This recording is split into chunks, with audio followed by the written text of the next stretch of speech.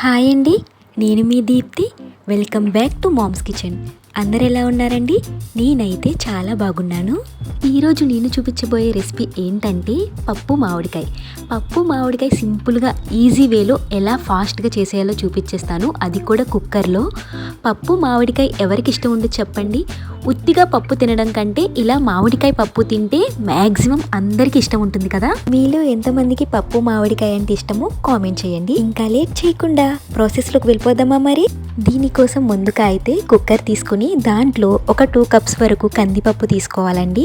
మీకు గనక టైం ఉంటే ఒక గంట అయినా పప్పు నానబెట్టండి. టైం లేకపోతే అట్లీస్ట్ ఒక 15 మినిట్స్ అయినా పప్పు నానబెట్టండి. అలా అయితే టేస్ట్ చాలా బాగుంటుంది. నేనైతే ఒక గంట పాటు కందిపప్పు నానబెట్టుకున్నానండి. నానబెట్టిన తర్వాత దీంట్లోనే ఒక 1/2 టేబుల్ స్పూన్ వరకు పసుపు, రుచికి సరిపడా సాల్ట్ అయితే వేసుకోవాలి. చెప్పడం మర్చిపోయానండి, గ్లాస్ పప్పుకి 2 గ్లాసులు లేదా 3 గ్లాసులైన వాటర్ తీసుకోవాలి. ఇప్పుడైతే ఒక 1/2 టేబుల్ స్పూన్ వరకు కారం వేసుకోవాలి. అలాగే ఒక టమాటాని ఇలా మీడియం సైజ్ ముక్కల కింద కట్ చేసుకోవాలి.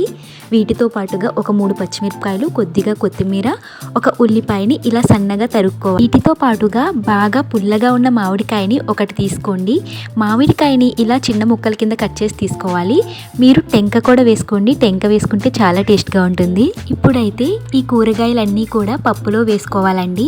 పప్పులో వేసిన తర్వాత మొత్తం ఒకసారి బాగా మిక్స్ చేసుకుని దీంట్లోనే కొద్దిగా అంటే 1 టేబుల్ స్పూన్ వరకు ఆయిల్ వేసుకోవాలి.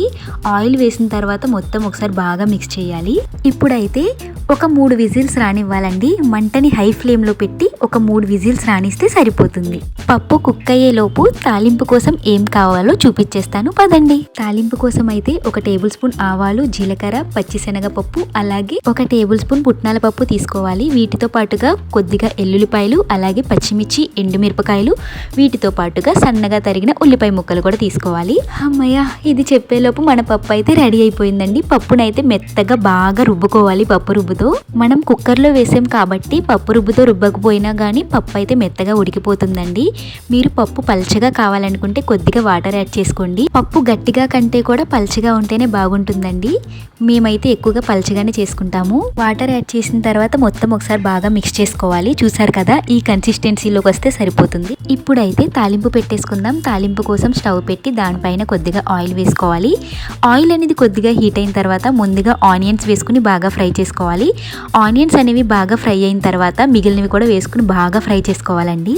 తాలింపు బాగా ఫ్రై అయిన తర్వాత ఇంకా ఫైనల్గా మీ దగ్గర కరివేపాకు అవైలబుల్గా ఉంటే వేసుకోండి. నా దగ్గర అయితే కరివేపాకు లేదు, అందుకని నేను వేయలేదండి. కానీ కరివేపాకు వేస్తే తాలింపుకి ఒక స్పెషల్ టేస్ట్ వచ్చేస్తుంది అంతే. తాలింపు బాగా ఫ్రై అయిపోయిన తర్వాత తాలింపు పప్పులో వేసేయడమే. అంతేనండి, పప్పు మామిడికాయ అయితే రెడీ అయిపోయింది. ఇంకా వెంటనే వేడి వేడి అన్నంలో పప్పు వేసుకుని తింటే ఉంటుందండి. అబ్బా, ఎంత బాగుంటుందో కదా. ఇలాంటి మరిన్ని రెసిపీస్ కోసం మన ఛానల్ని అయితే సబ్స్క్రైబ్ చేసుకోండి.